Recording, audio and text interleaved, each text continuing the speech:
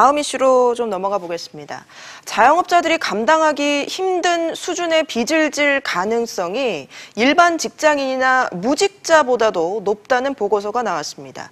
최근 최저임금 인상 여파 등으로 자영업자들이 어렵다는 소식을 계속 전해드리고 있어서 씁쓸한데요. 소장님.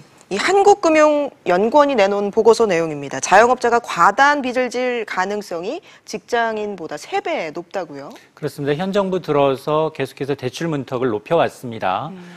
일반인들의 이제 주택담보대출뿐만이 아니라 이제 자영업자 대출도 지금 한계 상황에 달았다라고 하면서 계속해서 1금융권의 문턱을 높이다 보니 이 자영업자들의 경우에는 이 사업비를 빌려와서 생계비를 유지하거나 사업비를 추가로 충당해야 되는데 이 상대적으로 금리가 높은 2금융권 내지는 뭐 대부업체로 발길을 돌리다 보니까 이 다중채무자들이 굉장히 높다는 겁니다. 그러다 보니까 이 한국금융연구의 가계 부채 분석 보고서를 보게 되면 자영업자 가구의 과다 대출 비율이 5.06%로 임금 근로자의 1.52%보다 3배 이상 높더라. 그러면 여기서 말하고 있는 과다 채무라는 건 또 어떤 기준이 있느냐?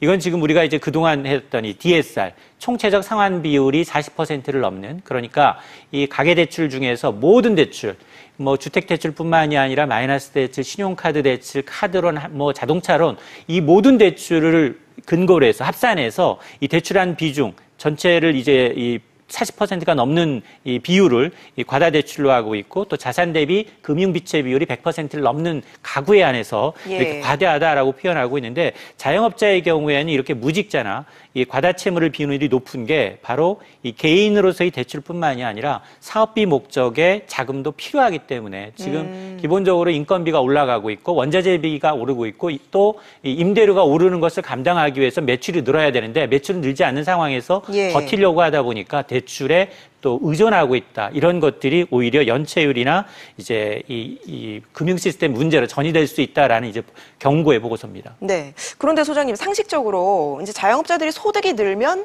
좀 채무를 질 가능성이 줄어들지 않을까 싶은데 그렇지 않은 결과가 나왔습니다. 맞습니다.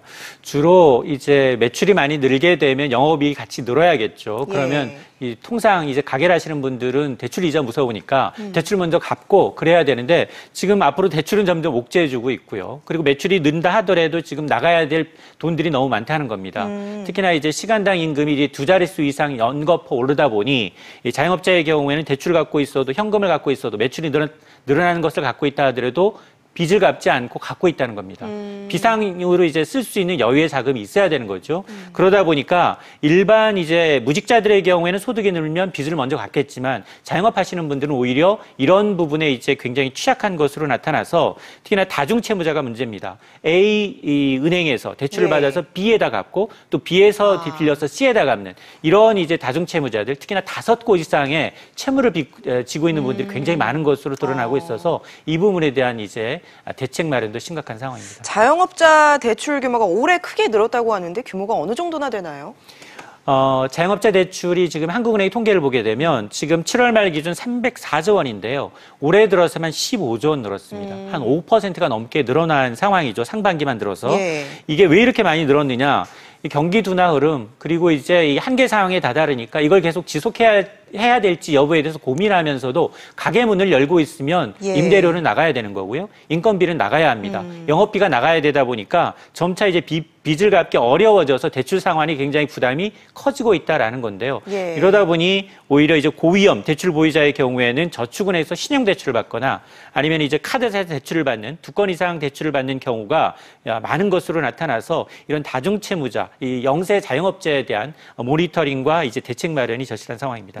자영업자 대출이 는다는 건 그만큼 형편이 안 좋다는 얘기일 텐데 올해 폐업이 100만 명에 달할 수 있다 이런 전망이 나오고 있습니다. 그렇습니다. 이제 국세 통계 연보를 보게 되면 지난해만 폐업을 신고한 개인 이 자영업자가 거의 90만 8천여 명입니다. 근데 이제 올해 보면 이 지금 한 신한카드의 경우에 신한카드사가 한 점유율이 한 30% 정도 되는데요. 상반기 동안 한 20만 그러면 이걸 또 대입을 해보면 올해는 한 100만 명이 넘을 수도 있다라는 이제 추정이 나오는데요.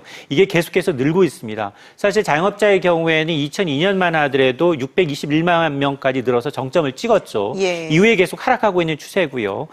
지금 지난해 2016년에는 561만 명대로 그러다가 올해는 569만 명, 70만 명대로 조금 늘어나 있는 상황인데 이렇게 이제 자영업자가 이제 폐업이 속출하는 이유가 뭐냐? 역시 가장 큰 이유를 이제 이 최저임금 인상으로 꼽고 있습니다. 예. 뭐 아니나 다를까 이 자영업자들이 이제 신규 고용을 줄이는 방식으로 대응을 하다가 이마저도 힘드니까 폐업으로 이어지고 있다라는 얘기입니다. 예. 자영업자가 폐업을 하고 일자리를 찾을 경우에 소득을 지원해주는 방안이 지금 추진이 되고 있다는데요. 맞습니다. 예. 사실 이 선제적으로 좀 대출을 관리해줘야 되는데 그게 좀 어렵습니다. 동전의 양면처럼 앞서서 부작용이 생기기 마련이죠. 그러다 보니까 취약계층의 소득을 보장하기 위해서 2020년에 가면 한국형 이 실업 부조를 도입하겠다라는 건데요. 예. 이게 지금에도 이제 청년들의 경우에 직업을 가졌을 경우에 이제 3개월 동안 이제 한시적으로 지원하는 제도가 있습니다. 직업을 예. 갖기 위해서. 그것과 마찬가지로 취업 성취 패키지 3단계 참여할 경우 3개월 동안 한 30만 원씩 총 90만 원 지원 내용을 이제 반영을 해서 이 사회 안전망을 취약한 영세 자영업자에도 구직 지원금을 주겠다라는 건데요. 이 정부는 일단은 이 제도를 이제 현행 이 고용보험, 기초생활 이 보장제도와 이 범위를 벗어나는 이런 이제 구직 근로자들에 대해서 이제 하겠다라는 얘기인데 어쨌든 뭐 실효성 있는 대책이 될지는 좀 지켜봐야 되겠지만 석 달 정도 한시적으로 이제 뭐 생계를 꾸리거나 이런 데 문제가 없겠지만 재취업의 기회가 중요하거든요. 예. 자영업 문을 닫게 되면 기존에 은행에 대출을 받았었던 것들이 발목을 잡기 때문에 다시 재개할 수 있는 그런 이제 패키지가 동시에 마련이 돼야겠습니다. 예. 내일 소상공인 대책이 나온다고 하잖아요. 맞습니다. 좀 실질적으로 자영업자들한테 도움이 될 수 있는 방안이 담길 것으로 보십니까? 자영업자들이 원하는 건 사실 최저임금의 적절한 이 배분, 그리고 이제 5대 취약업종의 경우에는 이 차등화 지원이었는데 그건 이미 물 건너갔고요. 이미 최저임금은 결정이 났고 주 52시간 근로제도 300인 사업장을 시작으로 해서 시작이 됐습니다. 그러면 지금 자영업자들이 요구하고 있는 것은 그 부수적인 요인들입니다. 카드 수수료에 대한 문제, 예. 그리고 임대료에 대한 문제, 그리고 이제 이 대기업 갑질, 근절, 그리고 이제 프랜차이즈 업계의 경우에는 근접거리 제한 문제 이런 것들이 포함될 수 있는데요. 과연 이게 이 소상공인들의 이제 이 불만을 잠재울 수 있을지는 의문입니다. 알겠습니다. 오늘 말씀 여기까지 듣겠습니다. 이인철 참좋은경제연구소장이었습니다. 고맙습니다.